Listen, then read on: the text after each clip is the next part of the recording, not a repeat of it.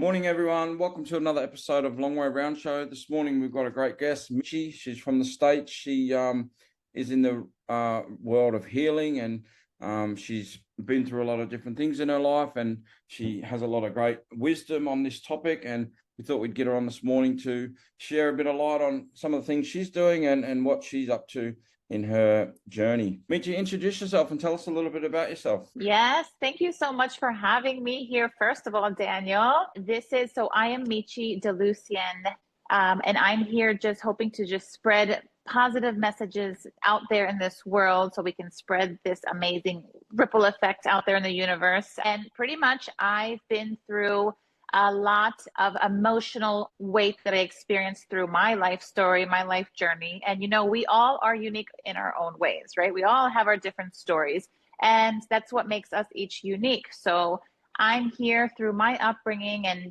going through difficult times, a very complex family upbringing that I had that led me through some burnout, that led me through some just basically very tough times, like dark nights of the souls. And eventually all of that led me to spiritual awakenings, not just one, but throughout my lifetime.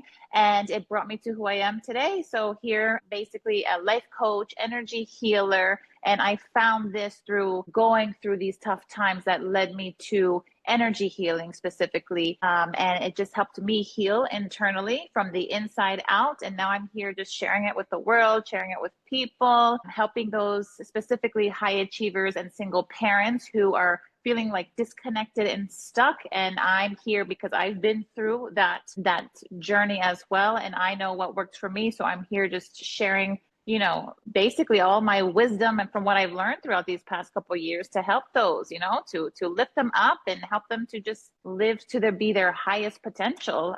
Because we all have our highest potential. We all can be our best and live life feeling just fully satisfied. It's just one step at a time. Wow, that's amazing. That's incredible work you're doing. So let's start at the beginning then. Let's talk a little bit about your journey. And because I think it's interesting, like when we do go through a lot of things, we do, we get a lot of compassion and we get a lot of wisdom and we get a lot of insight. And, through our own journey, our own healing journey, then we can, not only help others, but, give back. And it sounds like that's what you're doing. But how did you get to that point? What was your sort of life like up until sort of when you started this journey, and what's the process been? Yeah. So, as kids, so I grew up in a super, super loving home. I will say it was more as those who can relate, a broken home in a way. Although my parents, yes, were married. It was 4 of us siblings, but it was just broken in a way that with my parents, with my upbringing, my mother came from Venezuela, and she came here as one of those super hard workers coming to learn English, and just a very hard worker outside,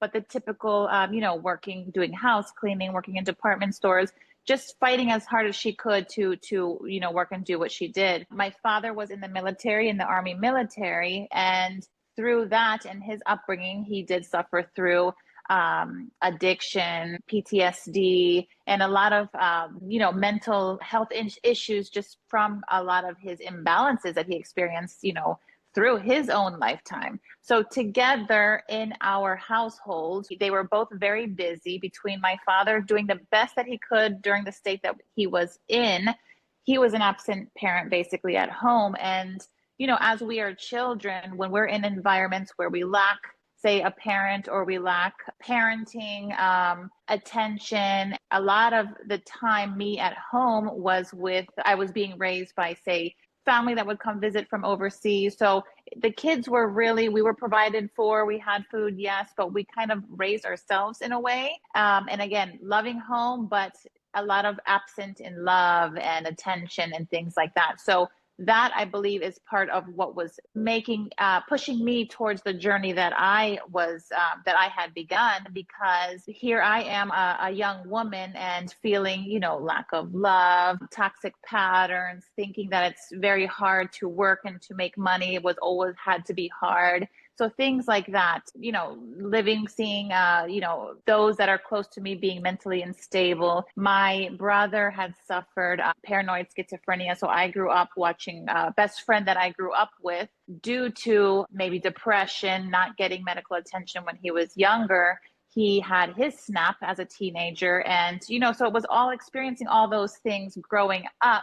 Then when it was time for me to move on, and then, I grew up, went out of the house, and then, I got into these toxic relationships, and then from there had my 2 children. And all of these little events added up to me realizing that I deserved more than what I had, because of toxic patterns. It kind of brought toxic things to my life. And yeah. I'm blessed that I have my children, but all these little things kind of led me to my spiritual awakening, like different instances really, and basically I always knew at each moment that I had, say, a terrible relationship, some incidents that happened there, I always knew that I deserved more. And sometimes those things happen just to kind of push you into the right direction, push you to feeling worth. Yeah. So, I mean, if you had to label it, would you say like rejection issues or abandonment issues and some of those types of things would be words that you would describe? I would describe, yes. Not now, but back then, absolutely. Okay. Attachment issues, lack of self-worth. Yep. I always had self-respect, but it was more self-worth. Like I allowed certain things to happen to me until it was I kind of was hard-headed back then. So until I was like, whoa, what is going on here? I do not deserve this. But I would totally say that, yeah.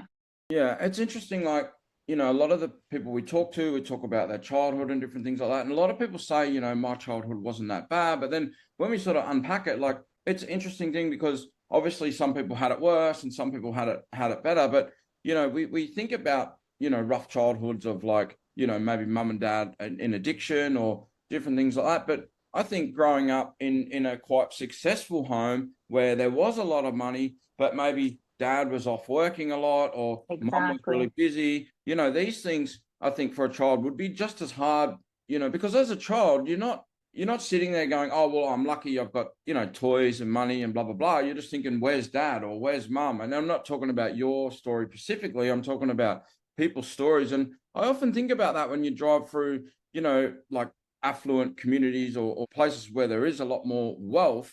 Obviously like dad's got to work a lot or mum's got to work a lot. And yes. I guess, sacrifices are made and sometimes the sacrifices can be made, at the children's expense. And I guess like people don't set out to mean to abandon their children, but quite often those things can happen. And that can lead to, a lot of trouble and a lot of heartache and a lot of, yes. Self-searching. Why wasn't I good enough? Why wasn't I enough? Why wasn't dad there? That's exactly it. No, that's exactly it. Because look at those successful surgeons, the successful, millionaires, billionaires that are out there. Like you said, who are they being raised by? What if they're being raised by, say, a nanny or somebody that is just maybe doesn't have the right values that you would want for your children? But guess what? That's who you're spending most of your time with. And the majority of your time is being spent in this environment, what you're going to become, just like schools. Sometimes you're in a bad public school system or even a private school system, and you're spending your majority of your time here. So it's just nowadays, I think it's more important. Parents are being more aware in this generation as far as, how are you raising your kids? But I remember me growing up back then, it was the hardworking parents, we were basically a lot of us were raised on our own, no matter how much money you had. Yeah. It's an interesting thing. And I imagine, people that were brought up with a nanny or whatever, you know what I mean? Like obviously a nanny, you know what I mean? As much as they might show compassion and love, but there's no love like a parent's love or a father's love or a mother's love. And, there's still those moments for children. And I'm not necessarily talking about you or me, but when people, lie there and they just cry for their mum or their dad, or they just wish that their dad wasn't so busy. And it's really heartbreaking, it's an interesting topic because, we've spoke about this with a few people, but I think, as an adult, it's easy to, be grateful or journal and, think about all the positive things and think about, oh, well, I'm lucky that we've got food on the table and blah, blah, blah. But when you're a child, you don't think like that. You can't process that stuff. Yeah. So you had a home which, you know, you guys had money, but your dad was in the military, and obviously there was some issues with that, and your mum come from a different country. So maybe there was some other issues around that and connecting and being part of and different things like that. So and then how old were you when you sort of left home and sort of wanted to start your own journey? Yeah, I always was the type, again, through my high school years, I had gotten involved with kids slash, young adults. So those who were already out of school. And I was more so like, oh, I can't wait until I turn 18, legal age. I'm getting out of the house. So I was one of those that was like, the moment I'm 18, I'm out. So, and that's what I did. So I moved out, and then it was between staying with a boyfriend at the time, and then I came back to daddy's house, and then off I went on my journey again. So it was one of those kind of coming back and forth, just trying to feel myself and see, am I able to do this on my own? I got a job, full-time job. And so then I was able to then afford to live on my own. And so that was kind of the start of me just at this time when I had moved out in my young adult years, I was not paying so much attention to my internal work. I mean, I thought I was perfectly fine. I was this cute girl having fun, dating, going out, this and that, and not understanding why there was this loop of like karmic activities or toxic patterns going on. I thought it was just life, and like it is what it is, and and that's when I wasn't making the best decisions as far as being, wise as wise as I am now. So I'm getting in the wrong relationships, et cetera, et cetera. Now, I will say that I think that the universe also brings lessons to each one of us for us to learn.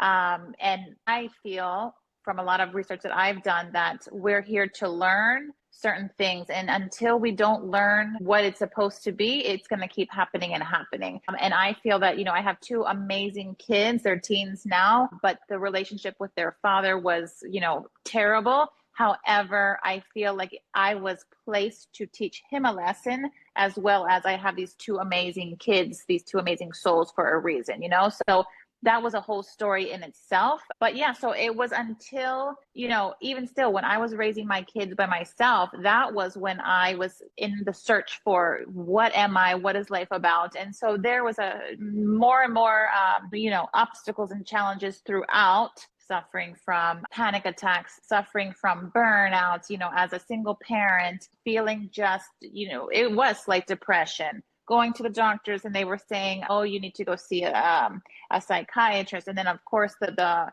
number one thing that I won't say all these doctors, but what majority of doctors are missing, I feel, is also empathy, or like basically soul led or heart led, instead of just the medical books, because then it was like, get yourself on Xanax, get yourself on this. I felt deep inside that it was not for me, so I never took that. And then fast forward, when I went through my different obstacles and challenges, honestly, energy healing, I found a retreat, and it literally called to me. I said, oh my gosh, I'm going to do whatever I can to afford this, and I'm going to go. So I went. This was after my children, and energy healing was like, for me, everybody's different. For me, it was the best thing that I could have found, because it gave me a sense of inner peace, a more alignment. I was completely imbalanced, unaligned, monkey brain all the time. And I was all over the place. And that's my personality. My nature is very like extrovert and a high personality, but I also need my recharge time. I recharge as a hermit, like alone, my quiet time. And so this retreat did help me rebalance, reset my energy. And that's what I teach people. But I did have to go through all these different nooks and crannies, trying out different religions, trying to find that home. I had so many questions, right? And I was just trying to find, I knew that life was more than what I was living, and so until I found energy healing and just connection with source, connection, and just understanding what life is really truly about, that's when now I'm thriving and things are happening. So yeah, it sometimes takes many things to come to that realization. Yeah, I relate to that. I mean, my journey's been similar. Like, you know what I mean? A lot of success and some failure and some more success, and more failure. And you know what I mean? You're sort of learning and you're growing. And as you're getting older, you're getting more wisdom around, Yes. to not get so, I guess lost, or because, we've all got natural gifts and abilities, and sometimes our greatest gifts can also be our greatest, weaknesses. I guess for me, like, True. I'm ADHD, and quite often I can operate at a really fast pace and get a lot done. But also in the past, that's been to my detriment, and I've sort of sometimes, made decisions too quickly. And so over time, I've learned to harness it, and I'm still working on it. I'm not we're all still learning, but I've learned to harness it, work really hard, but sometimes slow down, take a deep breath, chill, you know what I mean? Wait and make the right decision. And that's, by the sounds of it, you've been on a similar journey. You've learned how to harness your strengths and work on your weaknesses, and now you're able to not only help yourself but help others. Exactly.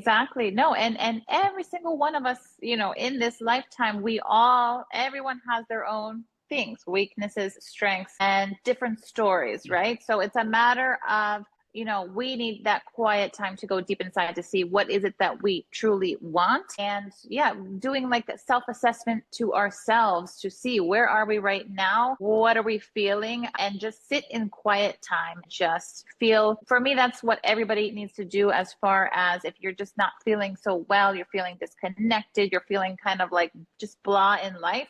We need to do our internal assessment and just connect with ourselves. And, if you believe in that higher spirit, everything is energy to me. And I think that will totally help. And for you, for instance, with, all that ADHD, this and that, it's a matter of same thing, sitting in quiet time. And a lot of you would do so well with like grounding methods and techniques, which I'm sure you've looked into all of that, but especially with like the root chakras, like the lower chakras would help you tremendously, and it works wonders, Wow. No, that's interesting you say that. A lady that is in one of the different connection business groups that I'm in, she's just been teaching me about that stuff, grounding. Ooh. So yeah, she might be earthing. You specifically, I don't know where you are, but if you do like go for like nature walks and try to do it barefoot, because that's the charge from our beautiful natural core earth. Like that gives you like stability and grounding like almost immediately. So just 10 minutes of that, you should, with some light meditation, you would feel so good. Yeah. No, I think you're 100% right. And I do agree with you. Like, there's different religions and there's different paths and there's different things. But, whatever you believe in, like going for a walk and, potentially if the weather's right, like taking your shirt off and letting the sun sink in and barefoot walking, whether it's, up a trail or, on the beach. There's nothing better than that. There's nothing better than like just getting out in nature and going for a walk. And it's so soothing, you know what I mean? It's so healing. It's a really beautiful thing. So that's one of your would that be one of your key components for your people that are coming onto your program? They sort of the major, 100%. That's what I and again, like you said, everybody has to each their own, right? And I feel like some people don't know how great and how positive of a change and of a feeling you can feel just by being in nature. So if it's not a physical session that I do with my clients or my friends,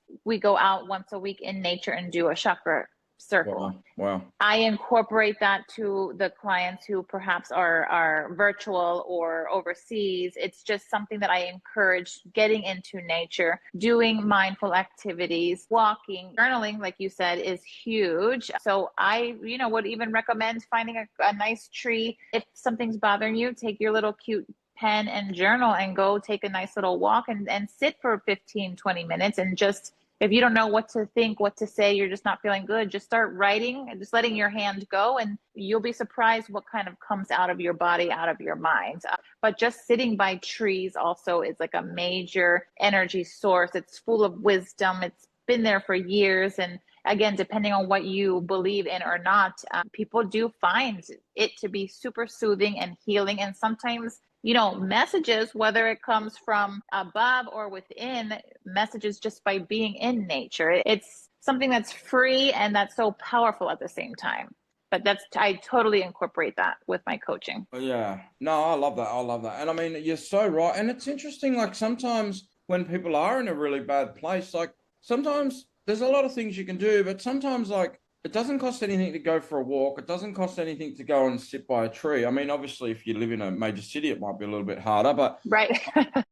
sometimes for people, if they're in a really dark place, if you literally get up, go for a walk, sit by a tree. You'll be amazed how Yes. much better you feel. And it's all about, for me, it's all about building up momentum. You know what I mean? So one day it might be just a little bit of, it might even be just opening the back door, going out like for 30 seconds, whatever, if you're in a real dark place. And the next day, maybe, walk around the block or whatever, and build up and build momentum and start trying to be positive. And you know what I mean? These things that you teach, and, that part of my things that I do as well, because it's not, sometimes when you're in a bad place, it's hard to, like if you think about, you're going to go and do a massive meditation and you're going to do this and you're going to do that, it's too overwhelming. So sometimes you just need to start, and you need to start small. Yes, I agree. And especially for those people who may be listening right now and feel like they're in some kind of dark place, maybe not super, super dark, maybe just a little bit wherever you are, I encourage them to, you're not alone. You're not broken. Like, this is all part of life. We all have our different stories. You're going to be okay, but it's very important that you reach out, and there's many free things out there, but it's a matter of, what I was lacking back in my time when I was going through my dark times was lack of somebody understanding me. So lack of like-minded people who are either perhaps going through the same thing I was going through, or like now we have social media, which can be good, can be negative, depending on what you use it for. But let's use it for the positive, and find maybe one of those groups or just like-minded people, just to also give you like that little inspiration. But I would totally, yes, if you're going through a dark time, like the simplest, easiest thing you can do is just get away from your environment. Check your environment. Is part of this feeling because you're not in a healthy environment? Let's make some choices to see if it's something that you can somehow get away from that environment. And yes, go for a walk, and reach out to someone, but yeah, just start to step one little by little, but it's more just alone time, and seeing listen to your body, because your body knows everything. And just listen. You don't even have to think so much. It's more just listening to what your body needs. What's the very first thing that comes to your minds, Yeah, I love that. So basically, summing up some of what you just said is connection. You know what I mean? Connecting with other people. So a few things that I know, and then I might get you to add some things that that are free and that people can do, like church, NA meetings, AA meetings, smart recovery meetings. I mean, those are some of the things that I have done in the past. So is there some things that you could, mention that is free for people? For sure. I mentioned the same thing. You don't have to, religion sometimes scares people away, but when I was in my times years ago, being in part of a church group or part of just loving positive people, in a way, it doesn't matter exactly the beliefs, 100% of what people feel.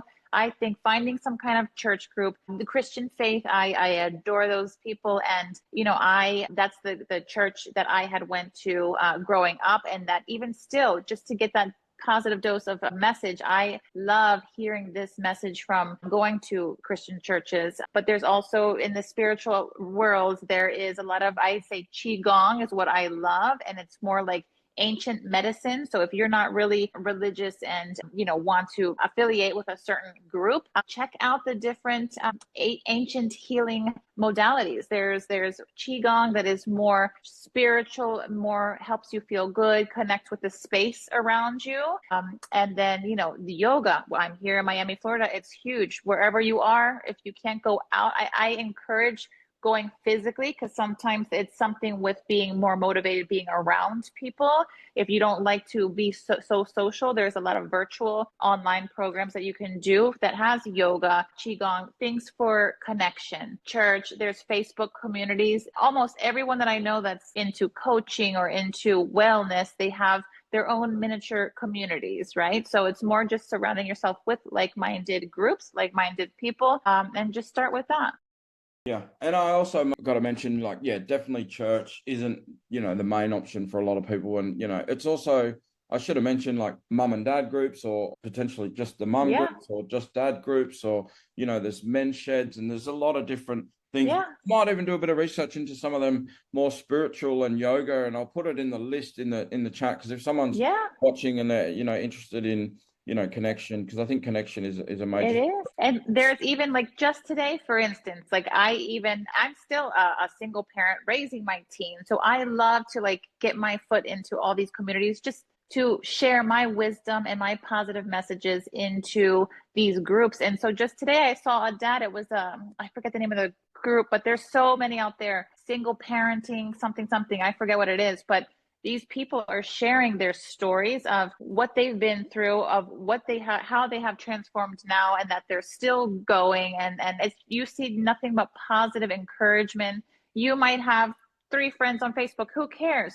Join the groups. You can join anonymously, and the amount of just positive support is amazing. People are telling you what worked for them, and you'll have a million choices. So that's a really good thing to do. Yeah. I got to mention also, there's some great business networking groups too, which might be, depending on where people are at, but sometimes they might be good as well. So let's move on. What's another sort of, is there like a 5, is there any, like, in your sort of method of teaching, like connection, nature, you mentioned journaling, is there other things that you would like? Obviously, I'm guessing exercise would be a part of it. For sure, definitely, because everything is energy. So I always mention to just get out and everything, whether it's from the moment you wake up in your bed to going back to bed, everything that we do should be mindful. And I know it's hard, but this is how you learn to be more present, and this is how your connection is just going to get stronger. So when I've studied with master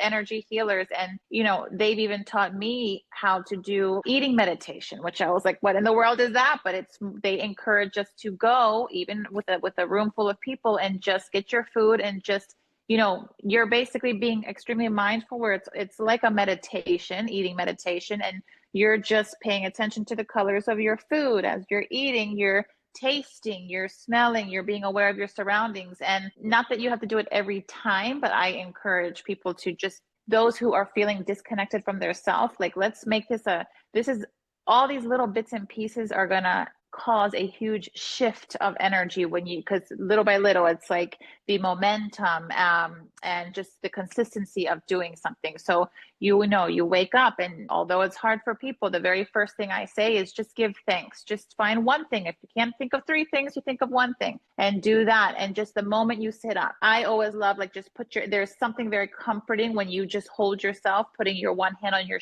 lower chakras, one hand on your heart chakra, and just saying, if you don't know what to say, just thank you, source, thank you, God, or you can just say thank you for everything that I have. Even you can say, if you're not feeling like you're improving, think in the end. There's something with reprogramming and habit, and over time we need to reprogram our brain. So that's what I am huge about, is just the first thing, at least when you wake up, say a nice affirmation to yourself.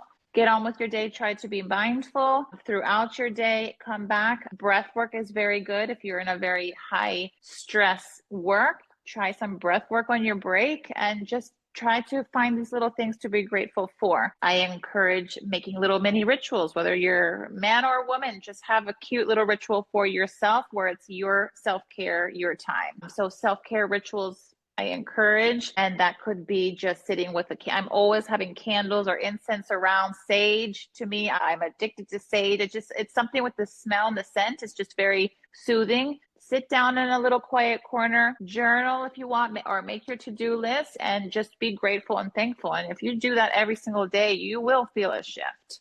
But yeah. Yeah, I love it. So you've mentioned connection, gratitude, journaling, the incense and the candles. I love the gratitude thing. I think I can't say how much the gratitude thing is so important, yeah. And it's hard. Like, obviously sometimes we may not feel grateful, but there's always something to be grateful for. I mean, most of us who are going to be watching this, we're in, Western worlds, and most of us, even if you're real down and out, like living in a tent, like, you can be grateful for, you could walk, or you can be grateful for just another day being alive, like there's always something to be grateful for, and if you can be grateful, I don't know, there's something that's, shifts in your mind, and, you start manifesting things, because, like, if you're always constantly negative and no one likes me, I'm never going to be any good, blah, blah, blah, I'm always going to be a failure, then you're manifesting, bad things. If you're, grateful and things are going to happen, and positive things, and, things start happening. It doesn't happen, but it does happen. So yeah, I love that. You're right. You're right. And also because people, some, not all, think manifesting, oh, that's just a magic woo-woo word. But manifesting is bringing things, attracting things into your life because everything's frequency. So as you said, if you're going to start thinking all these negative things all the time, though like attracts like, things are going to start coming into your life that is just going to be at the frequency that you are in. So that's the importance, the reason why we're just trying to be grateful. Even if you're not, if you have to force it a little bit, it's okay. You're going to eventually find you're going to be on habit, on autopilot of just being at a higher frequency, and that's what you need to start attracting certain things into your life and going to work feeling better. In a better state. Yeah, I love that. I love that. Hey, we're just about to run out of time. I'd love to pick your brain more about all this stuff, but I mean, have you got to go on to other meetings, or do you want to? Should we wrap it up? What time is it now? 10 Well, to at 10. your time. Yeah, so we do have to wrap it up. I have 5 more minutes, and then we can. So whatever you'd like to chat about, I have 5 more minutes. All right. Well, let's because this Zoom's going to close in 2 minutes, so let's do a bit of a closing thought, and then I'll let you get on to your next meeting. But yeah, so thanks heaps for coming on the show today, Michi. We've talked about a lot of great things. We might get you on the show again because I could chat to you for hours about this stuff, and I'd love to pick your brain about the positive energy and the healing and all those types of things. I know you've got other things to do and other people to see, but have you got any closing thoughts before we wrap it up? Closing thoughts. I would like to just let everyone know who's listening, no matter what you're going through, what you're feeling, you're not broken. If anything, you're simply misaligned, and the goal in life to just feel better in life is just more walking in alignment, walking every day in alignment. And that starts with just you right now acknowledging to yourself. Just say to yourself, I am thankful, I am okay, I am safe, and there is hope for everybody out there. So there's others also in your shoes. Let's connect with each other, get that support needed, and anything is possible. You are not stuck in this place forever. Life can be way much better as long as you just start with the first step of just acknowledging where you are and just reconnect with yourself, and living in alignment is what's going to help you just thrive and live a more fulfilling life. And you are good, you are loved, and people like you and I are here to just show our love and support and reach out if anybody needs anything. Wow, that's a powerful message, Michi. We've loved having you on the show today. I love what you're doing, and yeah, I really am a big believer in this energy healing and healing and vibration and positive energy. I may not know them as much as you do, and I'd love to learn more, but yeah, I really believe in it. But yeah, it's really great. We'll put all your links in the details. Thanks heaps for watching, guys. Leave a like, share, and a comment. Bye, guys. See ya. Bye. Take care. Thank you.